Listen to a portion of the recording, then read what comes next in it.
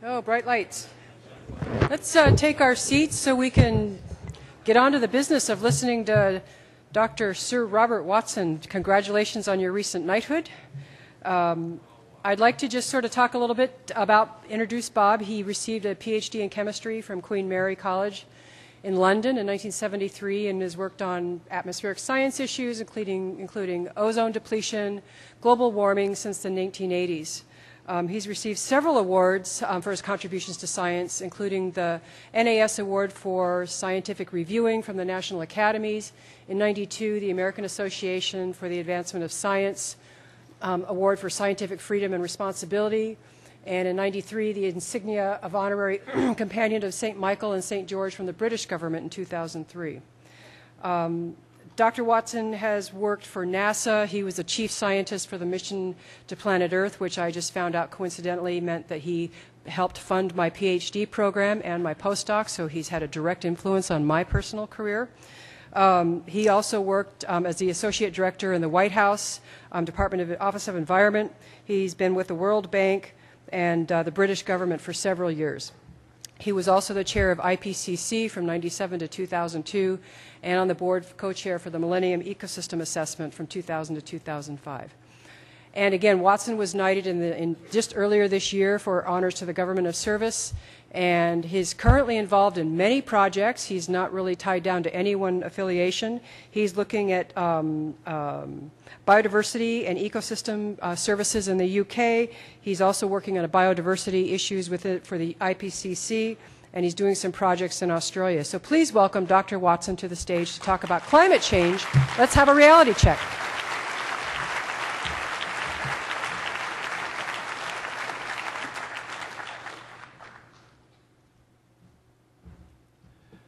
Thank you. And after that introduction, the talk will be a total anticlimax, I can assure you. So what I'd like to talk about today basically is climate change. I want to run through it. I do have 79 slides, so you can judge that it's going to be at a fast pace. But I do want to talk about what are the current observations, what are the projected changes in the physical system. I want to talk what are the implications of climate change for issues that the average human being cares about. Food, water, energy, security, issues of conflict and migration. The average person isn't particularly interested, will it be a few degrees warmer? What they really care about is things that affect their everyday life, especially in developing countries. I then want to talk about predominantly mitigation rather than adaptation. And basically, is the political goal of a 2-degree world feasible? My answer is no.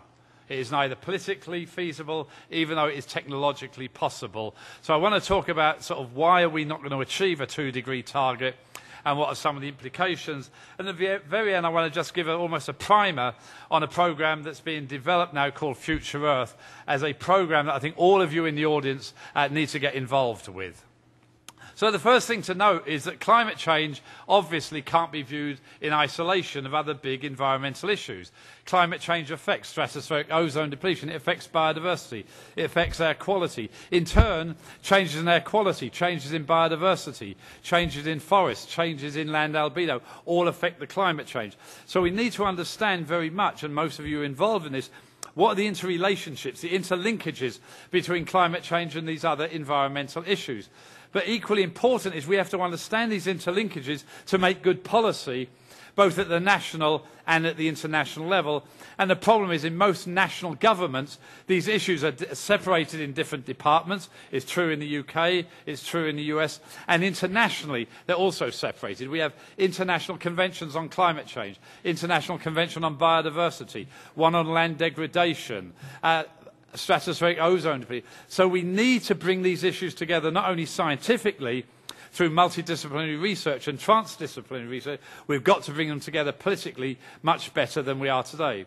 Now the key issues, these issues are not simply environmental issues. They are development issues, they're security issues. Losing biodiversity, change in the Earth's climate will affect food, water, energy security. It will affect biodiversity. It affects the economy. It clearly affects poverty alleviation, human health and security all the way from the personal to the regional level. It's an intra an intergenerational equity issue. What we do today in a developed country affects people in developing countries and vice versa. What we do today will affect our children and our grandchildren. Major, major equity issues. It's totally clear we're changing the composition of the atmosphere. We're humans. There's also no doubt that most of the observed changes that we're seeing, both in composition and in the Earth's climate, are due to human activities. We're seeing changes in greenhouse gases and in the aerosols. We're seeing changes in temperature, precipitation, sea level, extent of mountain glaciers, Arctic ice, Greenland ice cap, and I'll show some information, and extreme weather. The system is changing, and the evidence is strong. It's due to we humans. This simply shows you carbon dioxide emissions and carbon intensity. Carbon dioxide emissions in blue, carbon intensity in red. And as you can see, the carbon intensity and the carbon dioxide emissions continue to go up. And what's particularly concerning is the very last piece. We had a blip in 2010 when the carbon emissions actually went down just a little bit, but in 2011 they've gone right back up to where they were before. This is the first time that's ever happened. If you look at what happened after the oil crisis, there was a blip, then it started to increase parallel to the original line. We then saw other reasons like other reasons where there was a blip and it went parallel. In reality, the recent economic downturn in industrialized countries has not affected the rapid increase in carbon dioxide emissions. And this shows the carbon dioxide in the atmosphere. It's going up. It's a typical record like the Mauna Loa record. And so since we actually said we needed to get to grips with carbon dioxide emissions 20 years ago when the UNFCCC had its first convention ratified, we've literally continued unchanged and, if anything, at a higher rate than before. Politicians have not listened to the scientific message.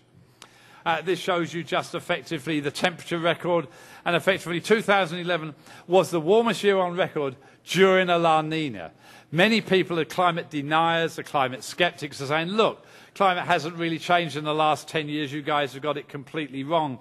But if you actually disaggregate what's happening during El Nino years, La Nina years, it is clear we're still seeing an increasing temperature. And as you can see from this graph alone, literally all of the hot years have occurred in the last 10 to 20 years. This is an old IPCC figure. The dark line is actually the observation, whether it's a global observation in the bottom three slides, globally integrated, global land, global ocean. Then you see the regional areas around the world. That's the observation. The blue line are climate models where we only use natural variability to stimulate change in climate, volcanic activity, solar activity.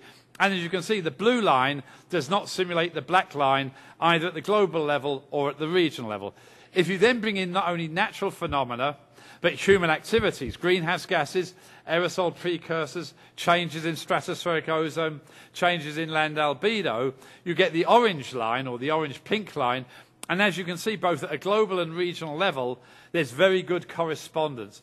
It's this type of information and others that led the IPCC to conclude in their fourth assessment report that most of the observed warming since 1950 is most likely due to human activity.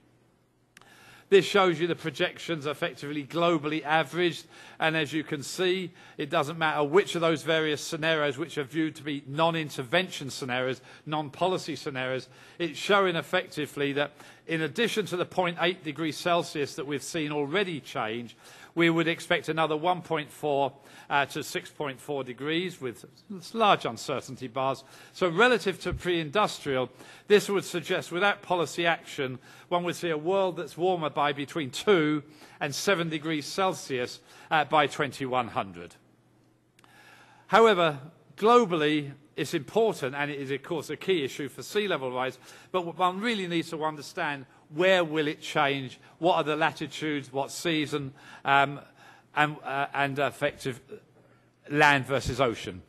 If you look at the 2020s, it doesn't matter if you've got the low emission scenario, which is the one at the top B1, or the high emission scenario, the one at the bottom A2, the maps look almost identical. In each case, what you see is land warms more than the ocean, and the high latitudes warm more than the tropics. Why are they the same? Fundamentally, the climate of the 2020s and even the 2030s has already been preordained by the emissions we've put into the atmosphere to date. We might be able to change them a little bit if we get together.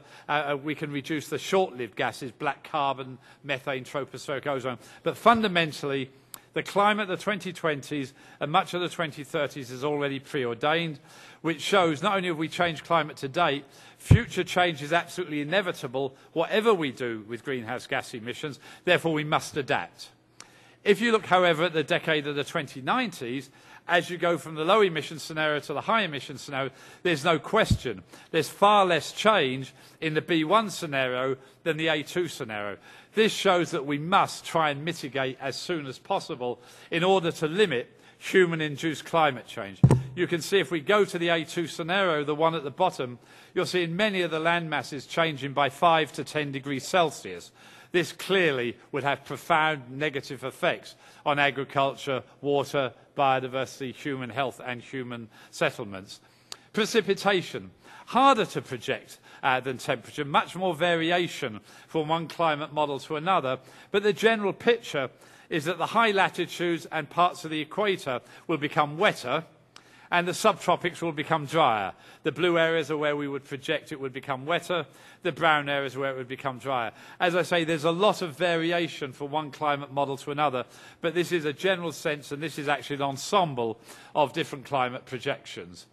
Sea level rise, a crucial issue for many, many millions of people that live in deltaic areas, live in small, low-lying, small island states. Issues thermal expansion of the ocean, fairly well understood. The melting of glaciers and ice sheets, the glaciers well understood, some of the ice sheets not so well understood, ocean currents, and of course the issue of wind and gravity.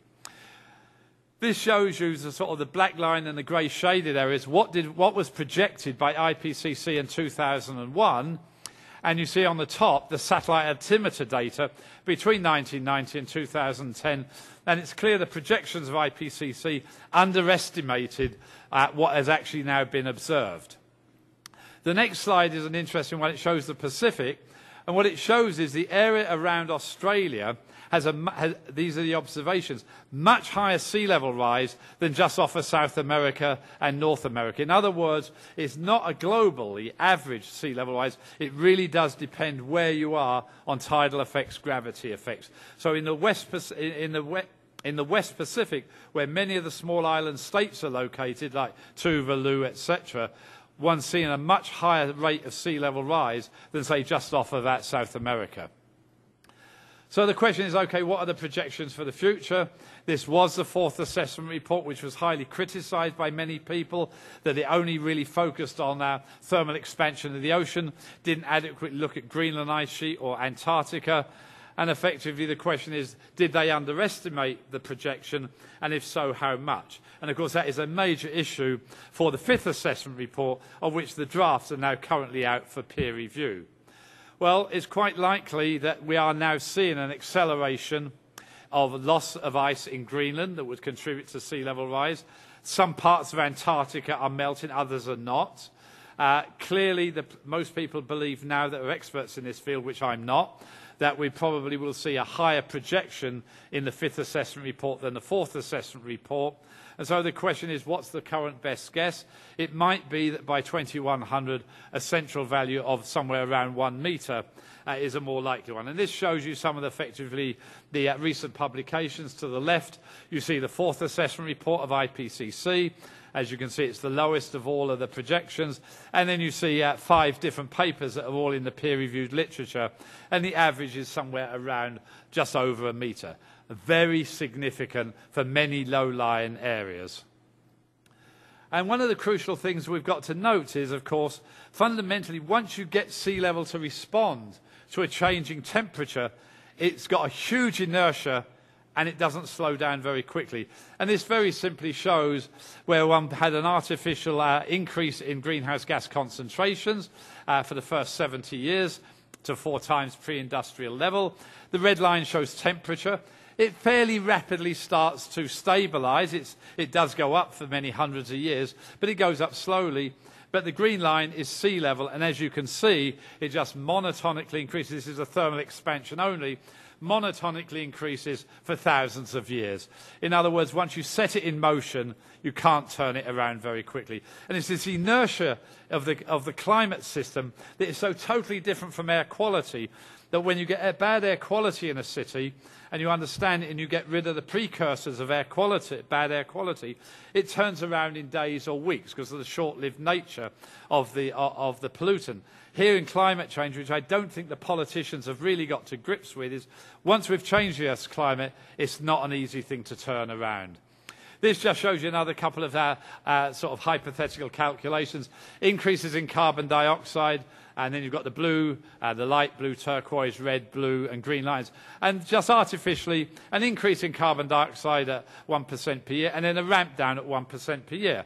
Question is, how did sea level respond after the ramp up and the ramp down?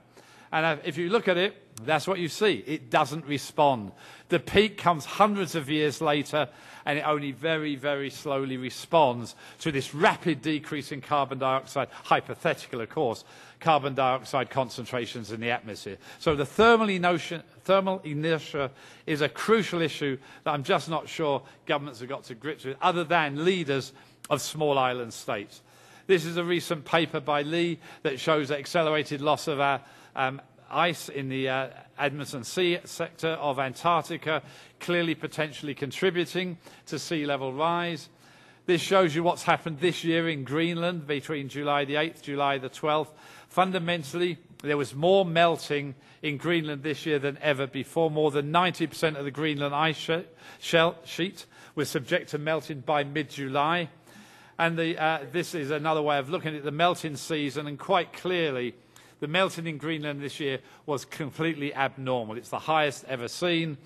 And so that's an issue around Greenland, which again can contribute to sea level rise.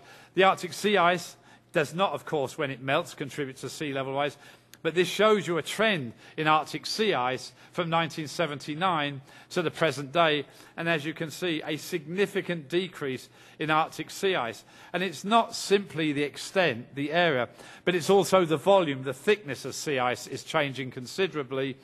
And this actually shows you through to September the 16th. 2012 is the very, very bottom line. And clearly this year we saw the greatest loss of Arctic sea ice in extent than we've ever seen before. It beat the previous record, which was 2007.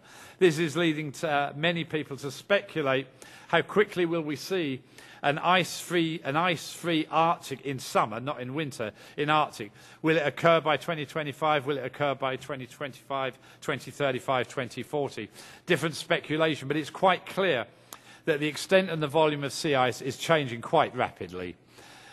Clearly, there seems to be an indication of the strength of tropical storms, not necessarily the frequency of tropical storms, but their intensity as we get higher sea surface temperatures.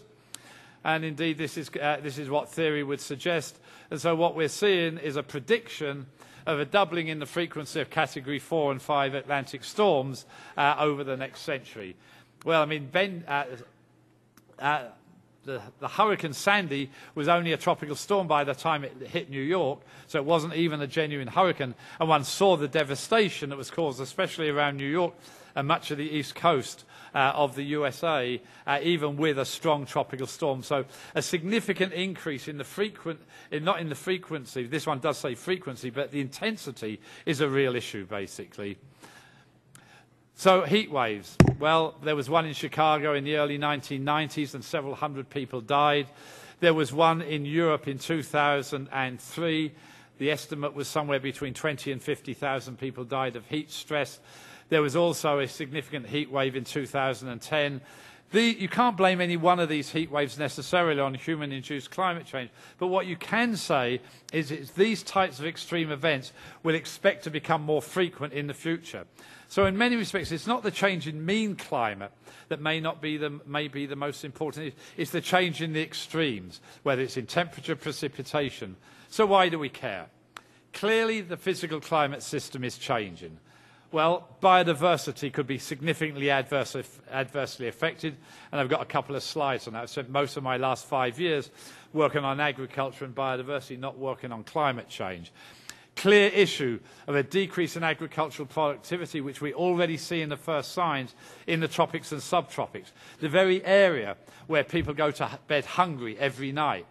A change in water quantity and water quality, especially in the arid and semi-arid areas throughout sub-Saharan Africa where they struggle to have an adequate amount of water even today, let alone clean water.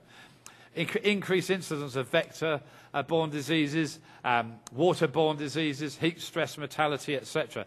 A potentially crucial issue, especially in developing countries with very, very poor healthcare systems. The change in vector-borne diseases, a change in water-borne diseases, so say dengue, malaria for vector-borne, cholera for water-borne, potentially quite serious. And, of course, the impact of flooding due to coastal erosion, coastal sea level rise, and riverine flooding. So in biodiversity loss, just a slight movement for a second, 5 major reasons of indirect drivers: economic growth, demographic change, socio-political changes, cultural, religious, science and technology. Exactly the same 5 for climate change. These are the indirect drivers of environmental change, the top 5. They play out differently, of course, in climate change than they do in biodiversity. In climate change, it is largely the demand for energy. Also, however, the demand for food leading to deforestation. So it's not simply an energy issue. It's clearly an agricultural issue, a forestry issue. The direct drivers of loss of biodiversity: habitat change, climate change, invasive species, overexploitation, and pollution. Climate change is a serious issue. It has not been the major driver in the last 50 years, but in the Millennium Ecosystem Assessment I co-chaired, and also in the National Ecosystem Assessment in the UK, which I recently co-chaired, climate change may well become the dominant driver of loss of biodiversity and changes of ecosystem services in the next 50 to 100 years. Well, why do we care? Well, we all care about species, charismatic species, but it's fundamental to sustainable development. It's the provisioning services of food, fibre, energy, clean water. It's the cultural services of meaningful places, the social value, the ethical value, the religious value. It's the regulating services of climate, pollination, air quality, protection against storm surges. And then, of course, there's the underlying services, the supporting services, soil formation, primary production. So if we lose biodiversity and we change ecosystem services, it's fundamental to life on Earth. And climate change is starting to become one of the major drivers. It's quite clear that climate change is already affecting biodiversity. It's clear that if we deal with biodiversity, it can help us deal with climate change, both in adaptation and mitigation. And if we deal with that climate change, it can help protect biodiversity. We've already seen changes in reproduction and migration events of butterflies, of birds. The growing season, especially in Europe, is now about a month longer than it used to be. We've seen changes in the frequency of pest and disease outbreaks. And we've seen when you have coral bleaching, which has often been observed before, of course, especially during El Niño events, they've become longer with more mortality than we've seen before. Climate change can affect biodiversity directly through changes in temperature, changes in precipitation, and changes in sea level, but also indirectly through disturbances, but through pests and through wildfires. We also have to recognise not all biodiversity is equally threatened. The risk of extinction is really profound, especially if there's species with low population numbers, a restricted or patchy habitat that's governed by microclimates, and effectively, if you're in the top of a mountain or towards the polar region, you've got nowhere to migrate to. Most ecosystems are going to be threatened by climate change.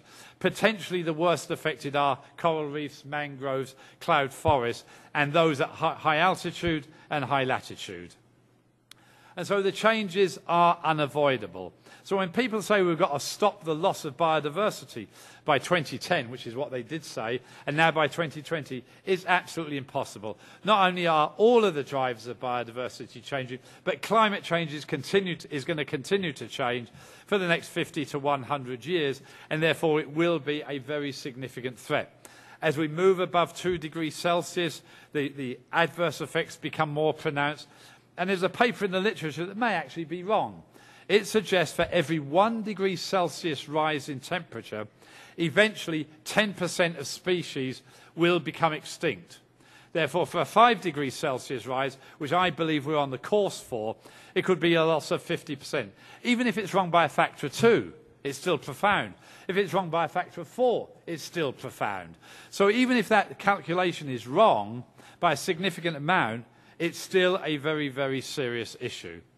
This simply shows you all the way from the long and distance past the natural evolution of species extinction, and that's on the left-hand side, moving effectively to the recent past, the last 100 years.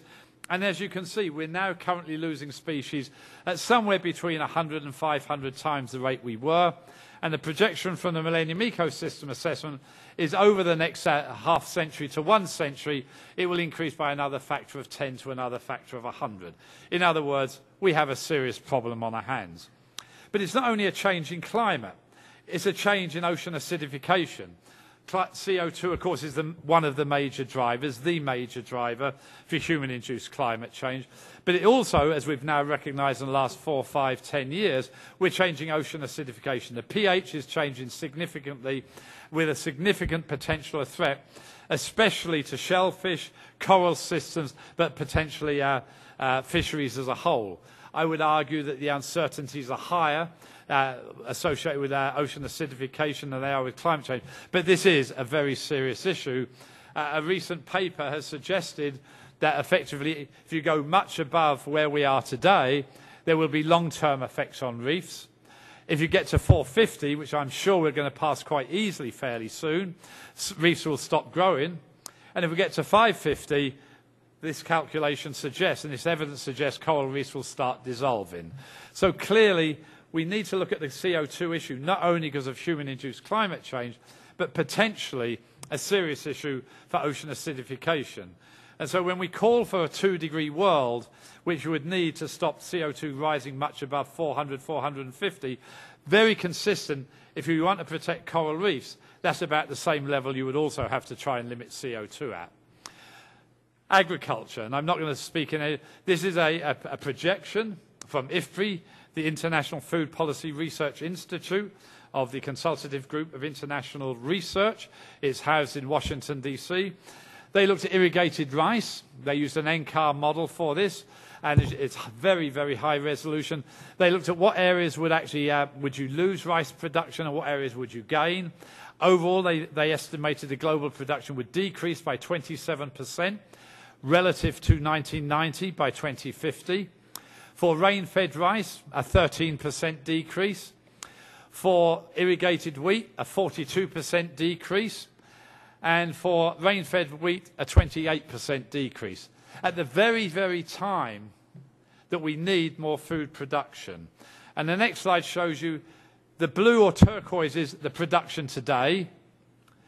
The red, and this is food price, the food price is orange. Let me say it again. Turquoise is today, red is 2050 with no climate change, and yellow is 2050 with climate change.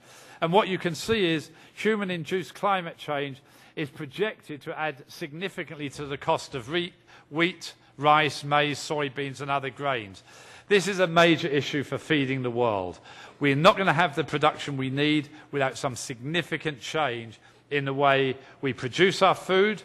Now, one of the big issues on food production is we waste a lot of food. In developing countries, 30 to 40% is wasted before it gets to harvest. But in the USA and Europe, we waste about 35 to 40% once it gets to our supermarkets. So clearly, food waste is a big issue, but production is also going to be a fairly big issue as well in the future. Issue of climate change. There's no question that there's the potential, and I want to be careful here, the potential of displacing tens of millions of people, especially in small island states, low-lying deltaic areas in Bangladesh, in Egypt, in China, etc. There's potentially going to be less food, less clean water in areas that are already short of food, short of clean water, especially sub-Saharan Africa. Poor people depend very much on natural resources, on coral reefs, on mangroves, on forests. Many of these will be adversely affected by climate change.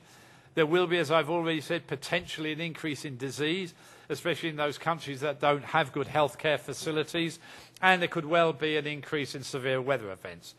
Therefore, climate change coupled, and I want to stress, coupled with other stresses, population increase, poor governance in many parts of the world, could lead potentially to conflict and migration, but it will depend very specifically on the social, economic and political circumstance. So it's hard to generalise, but this is an issue, in my opinion, we've really got to look at much more carefully. So where are we on mitigation? Well, this comes from the Stern Review, but it's a variant of what came out in the IPCC. Simply says, as you get a larger and larger increase in temperature, it will have more and more adverse effects on food, water, ecosystems, extreme weather events, and the potential of risk of abrupt and major irreversible changes. This is why the governments of the world in Copenhagen, Cancun and Durban reiterated that we should set a goal of limiting human-induced climate change to 2 degrees Celsius relative to pre-industrial. What would that take? Well, this comes from the Stern report, but there's loads of papers out there that has a very similar result. Well, you've got a 50-50 shot of a 2-degree world if we can stabilise at 400 parts per million of CO2 equivalent. Where are we today? Well, CO2 alone is over 390. I add on methane, nitrous oxide and other gases, I end up with a number in the high 400s. I then allow for the fact that we've got some offsets due to aerosols, and so the question is, where are we today? We're probably already over 400 parts per million of CO2. If we get to 550, got a 50-50 shot of a 3-degree world. If we get to 650, we've got a 50-50 shot of a 4-degree world. I wrote a paper with other Blue Planet laureates that included some really important people like Paul Ehrlich, Hal Mooney, Nick Stern, Susan Solomon, much more prestigious than me. And our view was we've got a 50-50 shot at best of a 3-degree world, and we think it's not at all unlikely that we'll reach a 5-degree world. It cannot be ruled out. And that would be severe conflict. This is the radiative flux. This comes from the 4th assessment report, and it simply shows that CO2 is the major single gas as a greenhouse gas. Then you see methane, nitrous oxide, halocarbons. You see ozone, both tropospheric, stratospheric, a slight offset. Then you see changes in land use, and you see changes in the direct and indirect effects of aerosols. The net effect, according to IPCC in 2007, was effectively the negative effects of the aerosols offset the non-greenhouse gases. So the net effect was that the overall forcing was very comparable to CO2 alone, which, as I say, is in the high 390s at the moment. The latest results were out for peer review, suggest that the aerosol offset is now much less than that, and the net radiating forcing is significantly greater than CO2 alone. So rather than a forcing of 1.7 or 1.75 watts per square metre, the forcing to date could be closer to 2.4, which is very, very significant.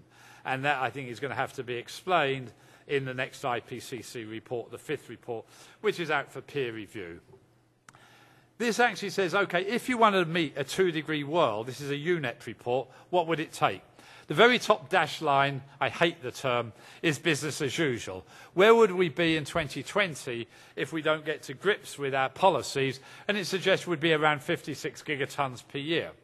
Now, governments all around the world have made commitments of we will reduce our greenhouse gases by 2020. Personally, I see very little evidence of it, to be quite honest. So the next 4 lines show you, well, what if we do it, and that's the line sort of that comes out at about 50, really rigorous attention and compliance with the commitments, which are not legally binding.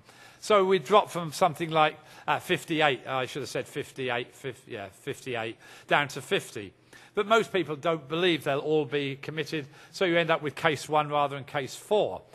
Fundamentally, we're not on a pathway to a 2-degree world, which needs us to be way down in the mid-40s. Even the most stringent and good compliance with the obligations still leaves us 4 or 5 gigatons short, and we're probably going to be closer to 5, 6, 7, 8 gigatons short. We are not on a pathway to a 2-degree world. And this shows you I had about 6 slides on this. I got rid of all but one. This is one calculation that said if you want a 2-degree world, the developed world, the blue line, should have peaked by 2010. That clearly hasn't happened. It shows the green line that developing countries would have had to peak by 2020. Highly unlikely to happen. And so clearly the global would have had to have peaked by about 2014 with a very rapid decrease. There is no evidence that that's going to occur. This just shows you another one which says, you know, if you peaked in 2010, then you can have a slow decrease in the emissions, 2015 a bit higher.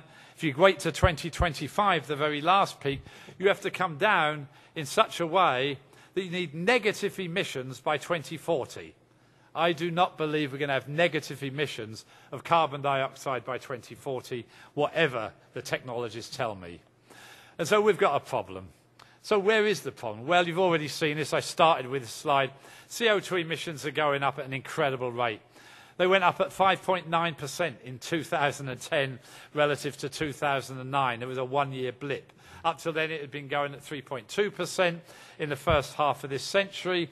And a paper came out only 2 days ago saying that 2011 was about, I think it was 2.9% above 2010. So CO2 is going up rapidly, even at a time of reasonable economic downturn, not quite a recession, in most industrialized countries. This shows you effectively the contribution from fossil fuel, which is the top line, versus land use change, i.e. deforestation, although this includes regrowth. So the dominant factor is indeed fossil fuel, but we must not forget we need to deal with agriculture. We need to deal with methane from ruminants and from rice production. We need to deal with nitrous oxide from fertilizers. And we've also got to deal with deforestation, which is largely an issue in developing countries, but a very, very sensitive issue in most developing countries. And it's this issue of deforestation that brings together the biodiversity agenda and the climate agenda. This just shows you where the major emissions are coming from. So you can see coal is still the dominant single source, oil just behind, and then gas and then cement. But of course, with this whole issue of shale gas and fracking, it is quite likely that if shale gas takes off in the way it is already doing in the USA, potentially could in some other parts of the world, there could be a swap of coal to natural gas, assuming we can do the fracking and the shale gas in an environmentally sound way. So we might start to see a change in that picture. That would be good insofar as obviously gas has roughly half the emissions of CO2 per unit of energy, but it is not the solution. It may buy us a little bit of time, and I'll come back to that in a couple of minutes. This shows effectively the regions of the world. As you can see, since 2000, the USA has been roughly constant. Europe has been roughly constant, maybe a slight downturn. India's been going up, but you can see what's happened to China. You know, literally in 1990, China was way behind both Europe and USA. Now, China is the single biggest emitter, but I'll show you per capita in a second. But let me take the United Kingdom. Is the UK doing well? Are we contributing to the success? Now, I say this in front of UK ministers, and they never fired me. I worked there until 10 weeks ago. In the UK was committed to a 12% reduction under the Kyoto Protocol by 2012. We're actually 22% below 1990 levels. Boy, are we really great. Much of it came from reductions in methane and nitrous oxide, and only the reductions in CO2 were 7%. But hey, this is good. No, it's not good. Why? If I take embedded carbon, let's say I don't only look at my domestic emissions, I look at embedded carbon, the goods I import, and I get a debit for imported carbon, I get a benefit if I export carbon. The UK is plus 18%, 1/8. Not minus 22, plus 18. Why? We're buying all of our goods and services from China. The US has probably got partially the same problem, so have many other European countries. So even though Europe looks good on that, we have to look at embedded carbon. Have we changed the way we live our lives or not? And I would argue, at least in the UK, the answer is largely no. This shows the per capita. It shows the US pretty stable since actually 1980. In fact, a slight dip in the last couple of years, but still very high compared to Europe, more than a factor or two higher than Europe. China has just about reached Europe now, but still well below the USA. India still well below everybody. This is why the negotiations that are going on in Doha at this moment are so complicated. It's an equity issue. Who has actually used up the carrying capacity of the atmosphere? Largely the US and other industrialized countries such as Europe, Russia, etc. What are the per capita emissions? And it's both a historical issue and a current issue of per capita. And this is why the negotiations are just very, very difficult. This just shows you, and you can't read it at all, the black dots to the left are the observed historical emissions. And on the right, that ensemble of lines are IPCC scenarios policy, which we've got in the fifth assessment report, and non-policy. So if I simplify it, there's a series of policy scenarios that looked at changes in radiative forcing, or what the total radiative forcing was in 2100, so 8.5 down to 2.6. As you can see by the black line, you observe that we're on the top line, which is what the previous one showed as well. At this moment in time, we're on the line that's more likely to lead to 8.5 rather than 6, rather than 4.5 or 2.6. So what are the temperature implications? Well, the temperature implications, if you look at the top yellow line, the 8.5, by 2100, it's a range of somewhere between about 3 and 6. If we were fortunate and got on the line below, it's still better, but it's still well above 2 degrees Celsius. The only way we'll get onto a 2 degrees Celsius line, fundamentally, is really to almost decarbonize immediately, and I see no political signs we're doing this. So it's a nice, interesting range of policy scenarios, but when you look at the observations, you look at the political debate, it does not fill you with optimism. And it's just simply compared the policy, non-policy. So, okay, what do we need to do? Well, we need technology transformation. We need an evolution. We need to really get to grips with carbon capture and storage. That is to say, we still produce electricity from burning fossil fuels, but we capture the carbon dioxide before it's emitted to the atmosphere, and we subduct it in depleted oil wells, gas wells, or in saline aquifers. We can have future generation biofuels, not the current ones. First generation put competition with food production and some other issues. It's not always environmentally safe, it's not socially safe, and it's certainly not economically safe, with the exception of Brazil, which uses sugarcane for bioethanol. That looks fairly good, but most others really don't look good at all, especially maize in the USA. We need to put a price on carbon. In other words, make carbon expensive. Try to get a move away from fossil fuels to cleaner energy sources, say renewable energy. And the next slide talks about that. You could do it through emissions trading, but you really need a global agreement to make emissions trading work well, and we're not close to that at the moment. You can have a carbon tax. There's some strong points of a carbon tax. It's easy to put on, but you've got to work out how much carbon tax would you have to have a reduction in greenhouse gas emissions, carbon. And there's also some social issues of distributed effects. And, of course, you can have, obviously, some regulations on the price. But even if you get the technology right, even if you get the price right, we still need behaviour change. We still need behaviour change of individuals, citizens, business, and the public sector. And this is really hard to get.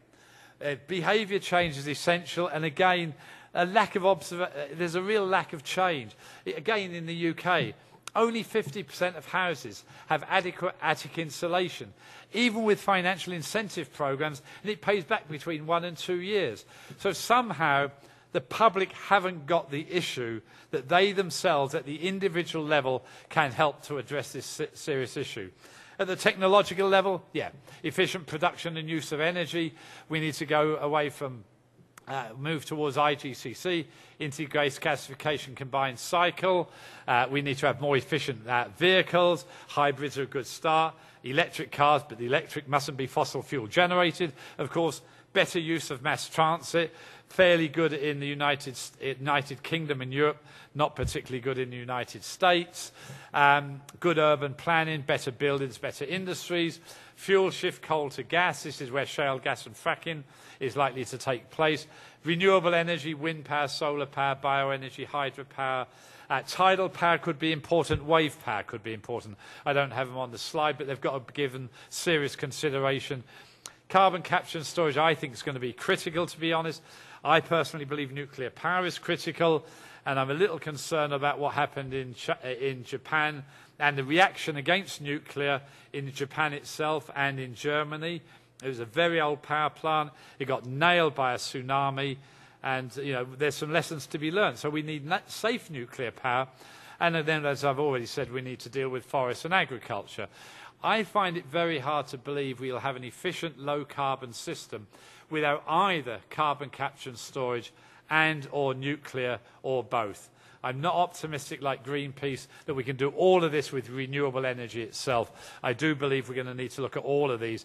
End-use efficiency is going to be crucial. Better vehicles, better buildings, better industry.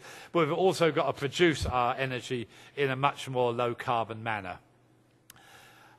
We can use our ecosystems to help to mitigate, protect our forests, protect peatlands, more sustainable management of forests, have better reforestation and afforestation, but we must use native ensemblages. We don't want monocultures of different plants which have other adverse effects on biodiversity and on water resources. We can manage our wetlands better and, of course, better management of agriculture. So we need to, again, combine biodiversity with the climate change issue. We need to adapt. There's no question. We're already changing the climate. It's going to change. It's inevitable it'll change more. We need to look at it from a risk management perspective. We need to make sure we've got the financing available for it. We need the education, communication. We've got to do good science. The bottom line, though, just like mitigation, is we need good governance, we need good governance, and we need good governance. But adaptation is not a solution. It's going to be required. But there are physical limits to how much we can adapt to. There are behavioural limits. There are technological limits, and there are financial limits. I mean, trying to protect effectively Bangladesh and the deltaic system there is well beyond any costs. Now, in London, we're actually designing now a new barrier for the Thames that will allow for a 2.3 metre sea level. The Netherlands is planning for a 2 metre sea level. They can afford it. Bangladesh, small island states, they've really unfortunately got a monstrous problem on their hands. But again, we can use ecosystems to help adapt. Isn't a solution.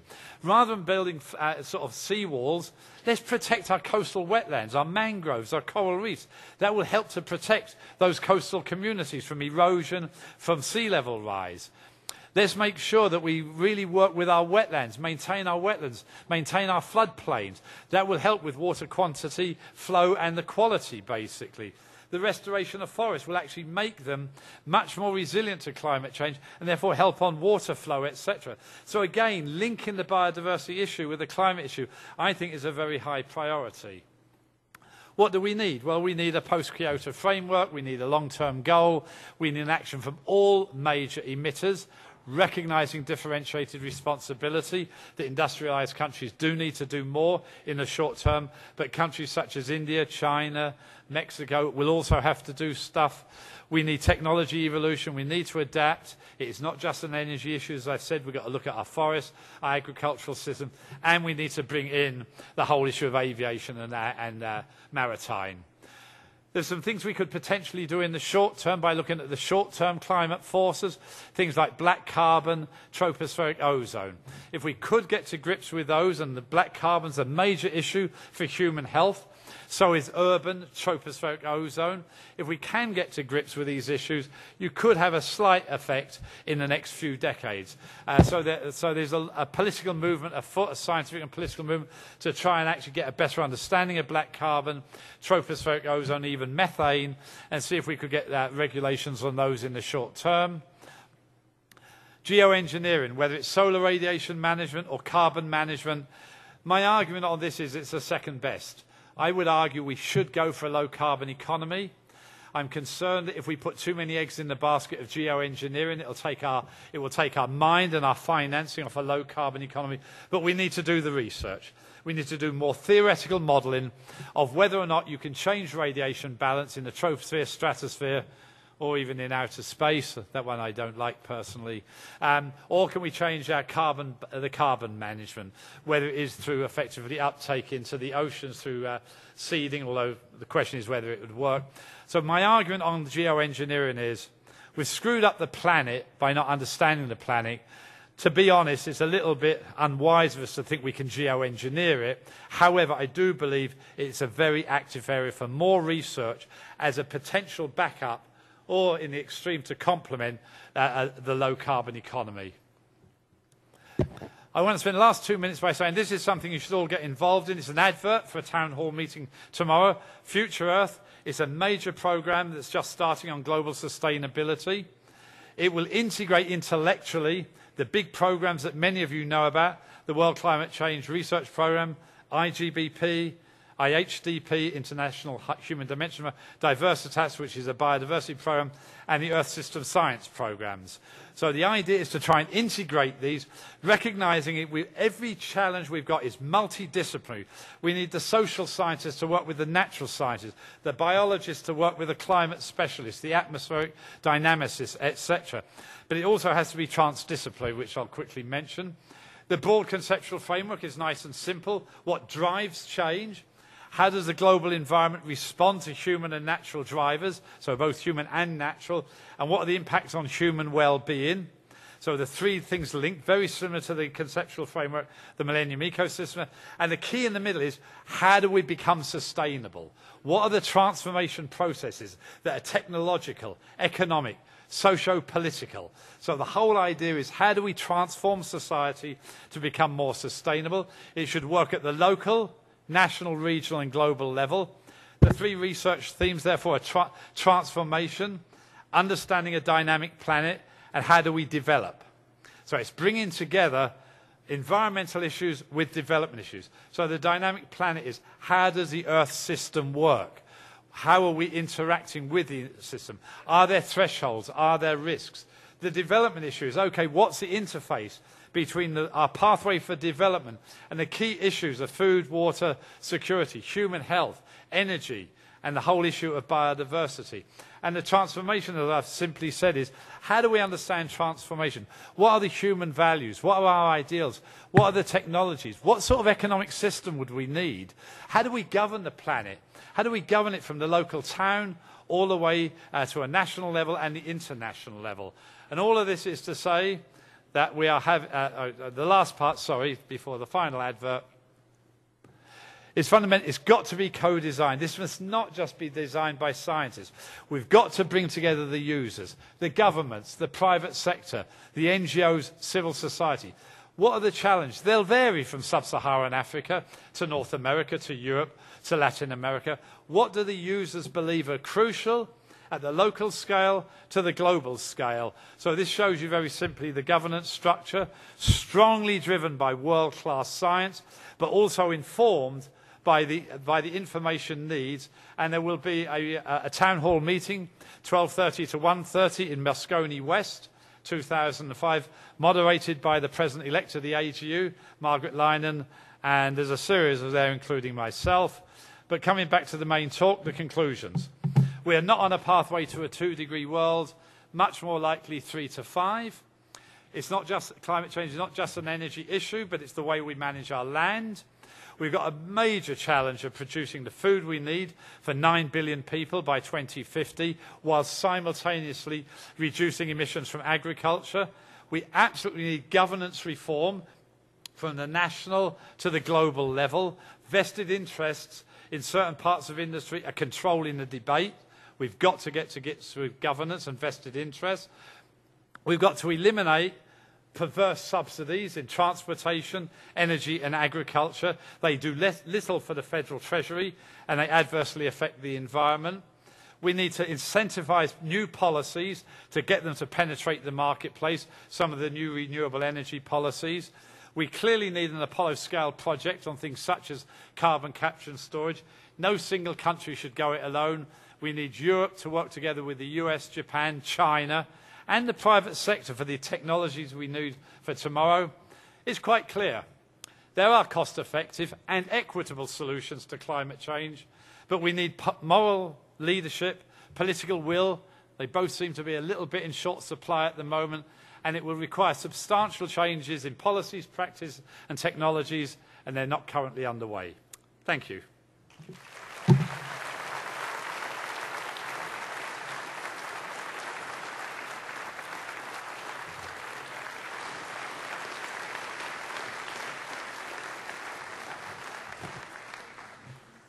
If there are any questions, I believe there's about 5 minutes for questions.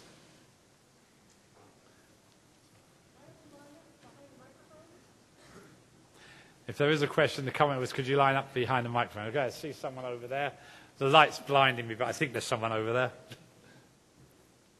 So, Bob, surely the most important thing is to bring the US government and public on board.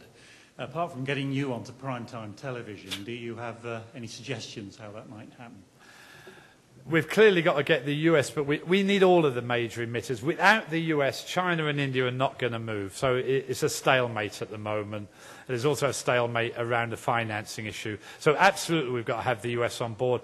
I think we need to get big business that understands the climate issue and understands the opportunities of a low-carbon economy. We need the religious leaders to take this as a moral and ethical issue. We need mayors and mayors of towns, governors of state. So I think it's an issue that we've got to get the public on board, and they're not on board at the moment. But we also need the leaders from industry, from religious groups, from the NGOs, etc. We need everybody on board. So yes, I agree, but it can't be just the US. American leadership is needed, but we've got to get India, China, Europe, etc., all to get on board as well. One more there, then we'll go there, and then we'll go there. Well, thank you for that very evangelical talk. It's great to hear that evangelism can come from across the Atlantic too. You referred to moving toward a 3 to 5 degree world, and I presume you know that you're preaching to the choir here. But one thing that you could have pushed, and there is an elephant in the room, is that the equilibrium state of sea level rise with a 3 to 5 degree world is getting upwards for 25 meters. For a 2 degree world, it's about 6.6 meters. Now that equilibrium state takes some time to get to. Yeah. And we don't know how long it takes to get there, nor do we know how. But you can comment on that. No, it's a very good point. Obviously, if one does lose the Greenland ice sheet, part of the West Antarctic ice sheet, I'm not sure the exact number you quoted, but clearly we're talking about many, many meters. I believe Greenland alone can give 7 meters, West Antarctic ice sheet, 7 meters. I agree. I should have put more, I should have had a slide on that. I would hope that the latest IPCC summary for policy will bring out some of these issues. I've read the draft. I shouldn't comment on it. I find it long. It's good. But it needs a few really punchy things like you've just mentioned, basically. Why don't we go to one in the middle, and then we'll go to one at that side. Thank you for a wonderful talk. I'm Stephen Mulkey, president of Unity College in Maine. We worry a lot about ecosystem sustainability and biological community integrity. And one of the things you mentioned was ecosystem adaptation. And it strikes me that we've got a larger issue than you were perhaps able to cover in your message today, and that is our climate zones are moving northward faster than the regeneration time of the dominant species in those ecosystems. I wonder if you could comment a little bit on that. I would just say that it seems to me that we're way behind the curve in learning the ecosystem engineering that we need to know about. I totally agree. The Millennium Ecosystem pointed this out. I mean, many scientists in this audience have pointed out that the rate of change is a critical system for ecosystems. Clearly, different species will move at different rates. We'll see different ensemblages of species. The fact that we've actually now got roads everywhere, cities everywhere, makes migration more difficult than it was. The opportunistic species, the weedy species are probably going to start to dominate, basically. So some areas might get an increase in biodiversity, but not necessarily the sort of biodiversity mixtures that we actually need. I am pleased to say that I chaired some international negotiations, that we have now established the equivalent of IPCC for biodiversity, called the International Platform for Biodiversity and Ecosystem Services. Its first full meeting is going to be in January in Bonn, and it's going to do what IPCC does and a bit more. So I'm hoping we can raise the visibility of biodiversity and the coupling of biodiversity with climate change far more than we've managed to do to date. But your point's well taken. I think, is there no one over there, so let's go back over here then. I agree with all what you said, but I think you missed one important point, and that is demographics. We wouldn't have a lot of problems if we were only 1 billion people on this planet. Can you say something how we can decrease growth rate and maybe have a goal that there are fewer people on the planet 100 years from now than there are today? I mean, the demographic issue is obviously a crucial one. Thank goodness we at least seem only to be aiming to a world of 9 to 10 billion people by 2100, not the 15 to 17, which were the high projections 10, 20 years ago. And clearly, the meeting in Cairo in 1994 got it right when it said we need to educate girls, we need to empower women, and we need to make sure that culturally acceptable forms of contraception were available to all. And that was reiterated in Rio Plus 20 earlier this year. This is a very moral issue. Some leading religions, as we know, oppose birth control. It's clear that the smaller number of people we've got, the more viable the planet is. But let's be quite candid, between now and 2050, the population is likely to go from 7 to 9, so whatever that is, a 35% increase. But world GDP is likely to go by a factor of 3 or 4. Once we get out of this recession, it will take off again.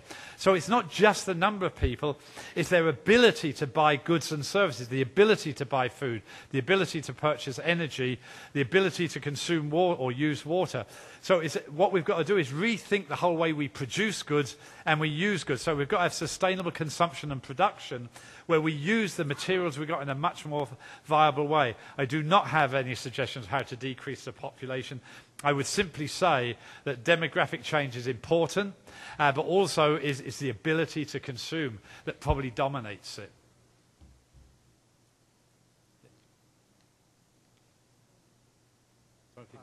It's been clear since about 1980s on the basis of physics that increased CO2 was going to warm our planet.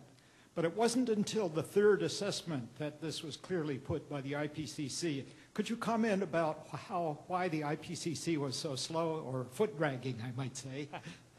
Well, it's because Bert Berlin chaired the first two and I chaired the third. No, I strongly support the way we did it. Bert was a brilliant leader of IPCC, and John Horton, who chaired Working Group 1 for all of the first three, equally a superb chair. So that first comment is very facetious. Hope you realise that. We were careful and conservative, and also the evidence was not overwhelming. What we viewed, and I viewed it when I chaired the ozone assessments and when I've chaired assessments on biodiversity, we have to be very careful. If we ever have a strong statement that's later proven to be wrong, we will lose all credibility as a science community. I believe the statements in the Working Group 1 in both the first and second assessment certainly showed that human-induced climate change was a serious issue. It stopped short of a very strong, as you're inferring correctly, an attribution statement. So the first really strong attribution statement was the third assessment report, and then it became even stronger in the fourth assessment report.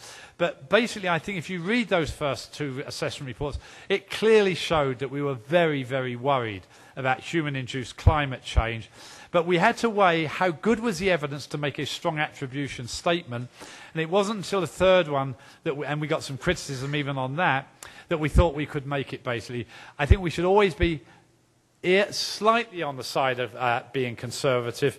Otherwise, we're going to get ripped apart by the climate deniers if we even make the most simple mistake, as you saw happen with the Himalayan glacier issue about a year and a half ago.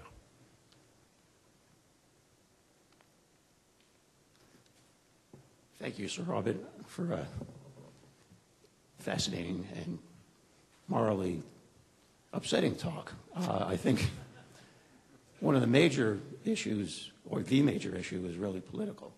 There's the inertia that you so elegantly pointed out of climate change, but there's also the inertia of political systems. Political systems don't react unless they are severely and immediately threatened.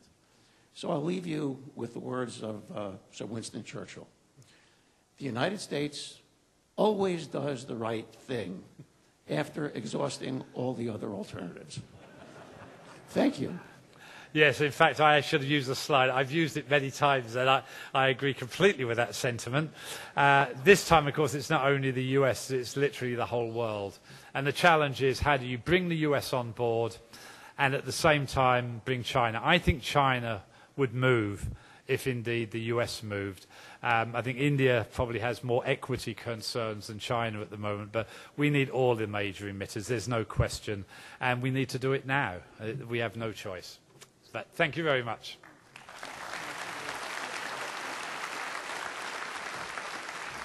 Thanks, everyone, for all the questions. Bob, will you be around outside to talk to other people on other questions? Thank you again for a great Frontiers lecture and attendance, and enjoy the meeting.